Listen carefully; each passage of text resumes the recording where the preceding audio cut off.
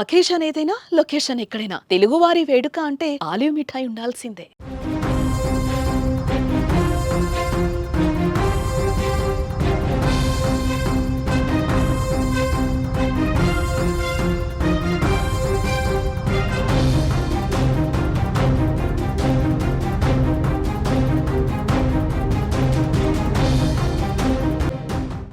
దెబ్బ అదుర్స్ కదూ.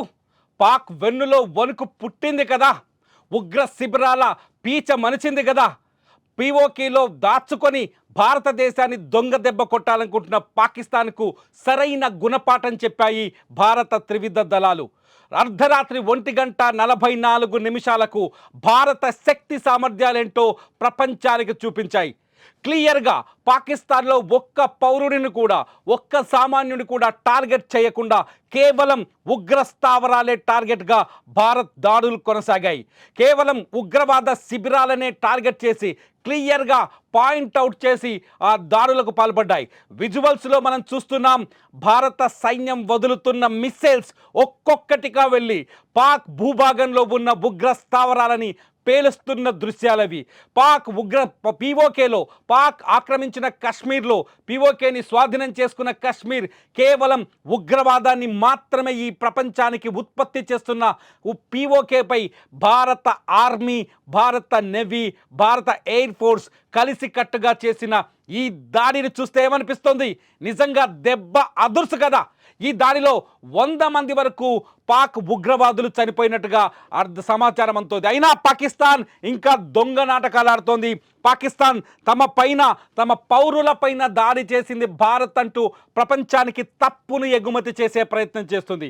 తమ పౌరులను టార్గెట్ చేశారని చెబుతోంది. కానీ భారత సైన్యం కానీ, భారత త్రివిధ దళాల అధిపతులు కానీ చాలా స్పష్టంగా చెప్తున్నారు, పాకిస్తాన్ ఎక్కడైతే ఉగ్రవాదాన్ని పెంచి పోషిస్తుందో, ఏ మదర్సాల్లో ఉగ్రవాదులకు ట్రైనింగ్ ఇస్తుందో, ఎక్కడ జైషే మహమ్మద్, లష్కరే తోయిబా, హిజ్బుల్ ముజాహిద్దీన్ లాంటి ఉగ్రవాద సంస్థలు భారత్పై ఉక్రోషాన్ని నింపుతూ, అక్కడ ప్రతీకారాన్ని నేర్పిస్తూ, భారత్లో రక్తపాతాన్ని సృష్టించేందుకు ఉగ్రవాదుని తయారు చేస్తుందో అక్కడే దాడులు చేశామని చాలా స్పష్టంగా చెప్తుంది.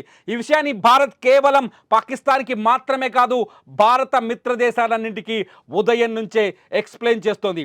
ఈ దాడిని భారత్ చాలా స్పష్టంగా కెమెరాలో రికార్డు చేసింది.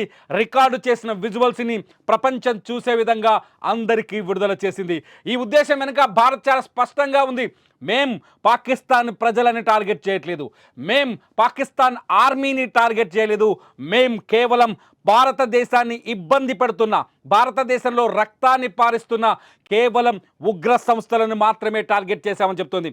రాత్రి జరిగిన దాడులను ఒక్కసారి ఏ ప్రాంతాల్లో జరిగే ఒక్కసారి చూస్తే మనకు అర్థమవుతుంది. మర్కజ్ సుబాన్ అల్లా, బవహల్పూర్, ఇది జైషే మహమ్మద్ స్థావరంగా ఉంది.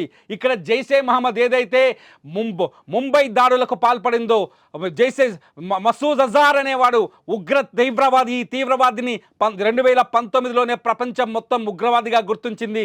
మసూద్ అజార్ నడిపిస్తున్న జైషే మహమ్మద్ ఉగ్ర స్థావరం పైన మర్కజ్ సుబాన్ అల్లా బహల్వాల్పూర్లో దాడి చేసింది. ఇకపోతే మర్కజ్ తైబా మురిద్కే, ఇది LET అంటే లష్కరే తోయబా కేంద్ర కార్యాలయం. ఈ లష్కరే తోయబా కేంద్ర కార్యాలయాన్ని ధ్వంసం చేసింది భారత్. చాలా స్పష్టంగా చెప్తున్నాను, ఇక్కడ కేవలం ఉగ్రవాద స్థావరాన్ని మాత్రమే భారత్ టార్గెట్ చేసింది.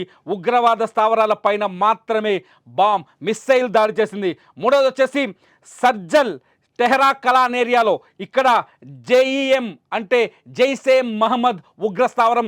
ఇక్కడ కూడా ఒక శిబిరాన్ని నడిపిస్తోంది జైషే మహమ్మద్. ఈ శిబిరం పైన దాడి జరిగింది. నాలుగోది పోతే మహ్మునా జోయా, ఇక్కడ హిజ్బుల్ ముజాహిద్దీన్ సియాల్కోట్లో ఉంది. ఇది హిజ్బుల్ ముజాహిద్దీన్కి సంబంధించిన స్థావరం. చాలా స్పష్టమైన టార్గెట్తో చూడొచ్చు మీరు, టపాసులు పేలినట్టుగా చాలా వేగంగా మిసైల్స్ వచ్చి ఎలా దాడి చేశాయో. ఇది మహ్మునా జోయా, ఇది సియాల్కోట్లో ఉన్న హిజ్బుల్ ముజాహిద్దీన్ ఉగ్రవాద సంస్థ స్థావరం. ఈ స్థావరం పైన దాడి చేసింది. మర్కజ్ అహ్లే హదీత్, ఇది ఎల్ఈటి లష్కరే తోయిబా, ఇది బర్నాలాలో ఉంది. లష్కరే తోయిబాకు సంబంధించిన ఇది స్థావరం. ఈ స్థావరం పైన భారత్ దాడి చేసింది. భారత త్రివిధ దళాలు రాత్రి అటాక్ చేశాయి. ఇకపోతే ఆరోది మర్కజ్ అబ్బాస్, ఇది కోట్లీలో ఉంది. పాక్ ఆక్రమిత కాశ్మీర్లోని కోట్లీలో ఉంది. ఇక్కడ కూడా జైషే మహమ్మద్ ఉగ్ర స్థావరం ఉంది.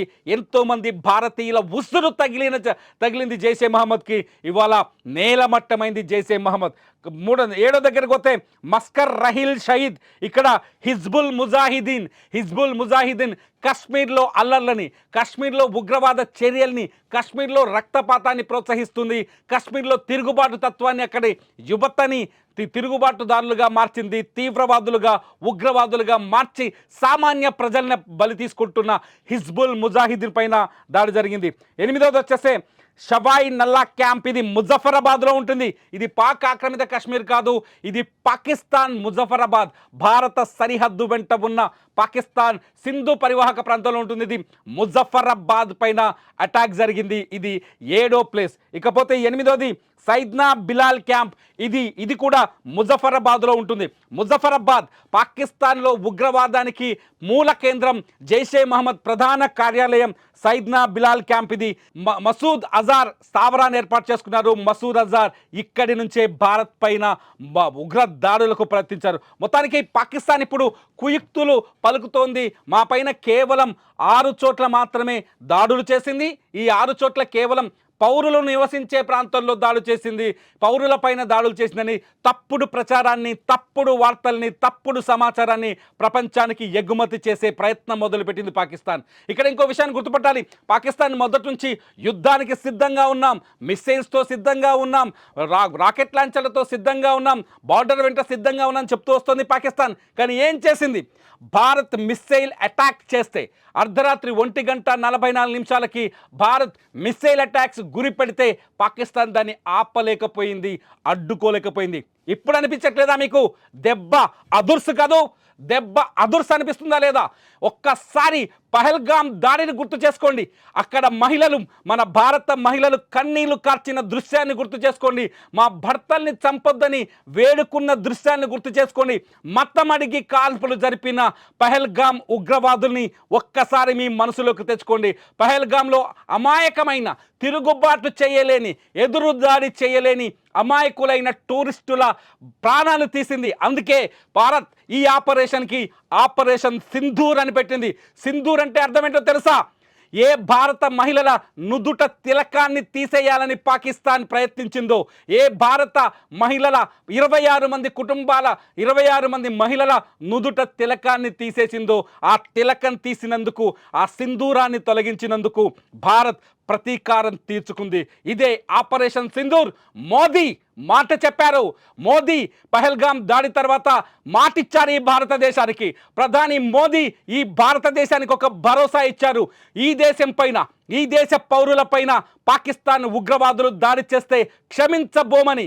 ఏ కలుగులో దాక్కున్నా, ఏ మూలన దాక్కున్నా, ఏ మూలన దాచిపెట్టిన పాకిస్తాన్ ఆర్మీ వాళ్ళని వదిలిపెట్టం, ఆ ఉగ్రవాదుల అంతు చూస్తామని భారత్ చాలా స్పష్టంగా చెప్పింది.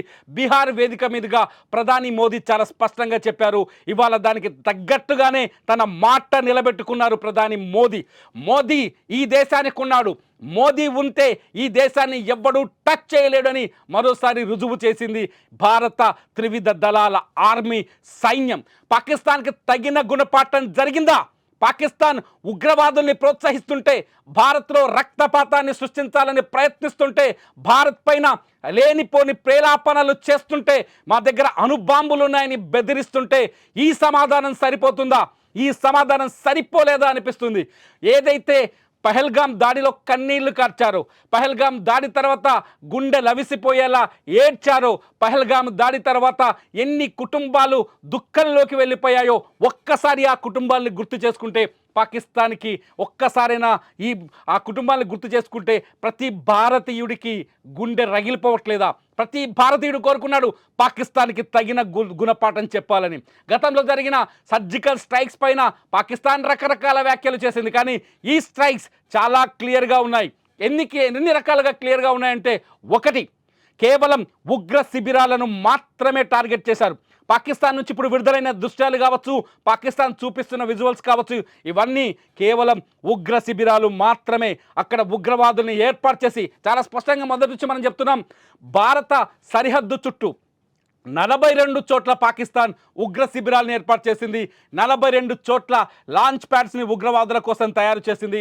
ఈ ఉగ్రవాదులకి పాకిస్తాన్ ఆర్మీ ఆర్థిక సహాయం చేస్తోంది. చూడండి, ఒక్కసారిగా ఏ ఉగ్రవాద మూకలు, ఏ ఉగ్రవాద సంస్థలు భారత్ని టార్గెట్ చేశాయో వాళ్ళని మాత్రమే భారత సైన్యం ఇవాళ టార్గెట్ చేసింది, వాళ్ళని మాత్రమే చంపింది. ఒక్క పాకిస్తాన్ సివిలియన్ జోలికి వెళ్ళలేదు, ఒక్క పాకిస్తాన్ పౌరుడికి నష్టం కలిగించాలని చూడలేదు. ఈ ప్రపంచానికి ప్రమాదకరంగా మారిన కేవలం ఉగ్రవాదులను మాత్రమే మట్టుబెట్టే ప్రయత్నం చేసింది. లష్కరే తోయిబా అధినేత హఫీజ్ సయీద్ చచ్చిపోవాలి, అతను చచ్చిపోయినప్పుడే ఈ ప్రపంచం ప్రశాంతంగా ఉంటుంది. జైషే మహమ్మద్ అధినేత మసూద్ అజార్ అంతమవ్వాలి, అప్పుడే ఈ ప్రపంచం ప్రశాంతంగా ఉంటుంది. ఇటువంటి సయ్యద్ ఎవరైతే హిజ్బుల్ ముజాహిద్దీన్ అధినేత ఉన్నాడో సయ్యద్, అతను కూడా హతమవ్వాలి, అప్పుడే ఈ ప్రపంచం ప్రశాంతంగా ఉంటుంది. భారత్ శాంతి దేశం. భారత్ ఏ దేశానికి కీడు కలిగించాలని, హాని కలిగించాలని కోరుకోదు. అటువంటి భారత్లో, అటువంటి భారత్ సంయమనాన్ని పిరికితనంగా భావించింది. భారత్ సైలెంట్గా ఉండటాన్ని అమాయకత్వంగా భావించింది పాకిస్తాన్ ఉగ్రవాద సంస్థలు. అటువంటి ఉగ్రవాద సంస్థలకు ఇవాళ సరైన గుణపాఠం చెప్పింది. భారత్ శక్తి సామర్థ్యాల గురించి ప్రత్యేకంగా చెప్పాల్సిన అక్కర్లేదు. కేవలం మిస్సైల్స్ దాడి మాత్రమే, నిన్న ఎయిర్ స్ట్రైక్ జరగలేదు. చాలా స్పష్టంగా అర్థం చేసుకోవాలి. గతంలో ఏదైతే బాలాకోట్ పైన జరిగిందో సర్జికల్ స్ట్రైక్, అది ఎయిర్ స్ట్రైక్. ఇప్పుడు జరిగింది కేవలం మిస్సైల్ స్ట్రైక్స్. మనం వీడియోలో చూస్తున్నాం, విజువల్స్లో ఒకవైపు భారత మిస్సైల్స్ ఉగ్ర స్థావరాలపై దూసుకెళ్లి పేలుస్తున్న విజువల్స్, మరోవైపు పాకిస్తాన్లో ఉన్న పౌరులు రికార్డ్ చేసిన విజువల్స్. ఈ రెండు విజువల్స్ చూడొచ్చు, మొబైల్ ఫోన్లో రికార్డ్ చేసిన విజువల్స్. ఎలా మిసైల్స్ పడ్డాయో, ఎలా మిసైల్స్ వచ్చి అటాక్ చేశాయో ఈ విజువల్స్లో మీకు స్పష్టంగా కనిపిస్తుంది. ప్రస్తుతం పీఓకే అల్లకల్లోలంగా ఉంది. పీఓకేలో ఉగ్ర స్థావరాలన్నీ నేలమట్టమయ్యాయి. పాకిస్తాన్కి వెన్నులో వణుకు పుడుతోంది. ఇప్పటికే భారత్ పాకిస్తాన్ పైన పీఓకేలో చేసిన ఈ 9 టార్గెట్స్ గురించి అమెరికా, ఇంగ్లాండ్, యూరప్ వంటి దేశాలకు స్పష్టత ఇస్తోంది. నిన్ననే రష్యా కూడా చాలా బలంగా మద్దతు పలికింది. ఇక్కడ ఒక విషయాన్ని గుర్తు చేసుకోవాలి మనం, ప్రతి దేశం ఒక్క హామీ ఇచ్చింది భారతదేశానికి. ఏమిచ్చింది? భారత్ పోరాటం చేస్తోంది ఉగ్రవాదం పైన, ఉగ్రవాదానికి వ్యతిరేకంగా భారత్కు అండగా ఉంటామని. ఇవాళ ప్రపంచం మొత్తానికి భారత్ జవాబు చెప్పింది. ప్రపంచం మొత్తానికి ఇచ్చిన మాటని నిలబెట్టుకున్నామని భారత్ అర్థమయ్యేలా చెప్పింది. మీరిచ్చిన మద్దతుకి మేము ముందుకెళ్ళామని ప్రపంచ దేశాలకి, భారత్కు మద్దతిస్తున్న దేశాలకి స్పష్టతనిచ్చింది. చైనా కూడా ఇవాళ నోరు తెరపలేని పరిస్థితి. ఎందుకంటే భారత్ దాడి చేసింది కేవలం ఉగ్ర స్థావరాలపైనే, కేవలం ఉగ్రవాదులనే టార్గెట్ చేస్తూ వచ్చింది. ఈ ఉగ్రవాదులే కశ్మీర్లో పహల్గామ్లో 26 మంది అమాయకులని బలి తీసుకున్నది. ఈ ఉగ్రవాదులే పుల్వామాలో 2019లో 42 మంది సిఆర్పిఎఫ్ జవాన్లని బలి తీసుకుంది. ఈ ఉగ్రవాదమే కశ్మీర్లో సీమాంతర ఉగ్రవాదాన్ని ప్రోత్సహిస్తూ అల్లకల్లోలాన్ని సృష్టిస్తుంది. ఈ ఉగ్రవాదాన్ని అంతం చేస్తే, ఈ ఉగ్రవాదాన్ని ఖతం చేస్తే ప్రపంచం మొత్తానికి శాంతిని ప్రసాదించినట్టు అవుతుంది. దక్షిణాసియా మాత్రమే కాదు, ప్రపంచం మొత్తంలో ఈ ఉగ్రవాద సంస్థలు ఒక్కో ఉగ్రవాద సంస్థకు తోడ్పాటుగా పనిచేస్తున్నాయి. హమాస్ లాంటి ఉగ్రవాద సంస్థ కూడా పహల్గామ్ దాడిలో పాత్ర తీసుకుంది. హమాస్ లాంటి ఉగ్రవాద సంస్థ కూడా భారత్ పైన ప్రతీకారానికి సహకారం చేసింది. హమాస్ లాంటి ఉగ్రవాద సంస్థలకు కూడా ఇప్పుడు సమాధానం చెప్పినట్టుగా అయింది. మొత్తానికి ఈ దాడిని మీరెలా చూస్తారు? ఈ దాడిని మీరెలా భావిస్తున్నారు? పాకిస్తాన్పై జరిగిందా ఈ దాడి, లేకపోతే పాక్ ఉగ్ర శిబిరాలపైన జరిగిందా? పాకిస్తాన్ ఉగ్రవాదుల్ని అంతం చేయడానికి భారత్ చేసిన ఈ చర్యలపైన మీ అభిప్రాయం ఏంటి? ఈ వీడియో కింద కామెంట్ చేయండి. చూస్తూనే ఉండండి సుమన్ టీవీ. సుమన్ టీవీలో ఈ ఉగ్రవాదులపై జరిగిన దాడికి సంబంధించి భారత ఆర్మీ, భారత ప్రభుత్వం తీసుకోబోయే ప్రతి స్టెప్ గురించి క్లియర్ కట్ వీడియోలు మీకు గంటకు దొరుకుతాయి. చూస్తూనే ఉండండి సుమన్ టీవీ. ఖచ్చితంగా ఈ వీడియోల కింద కామెంట్ చేయండి.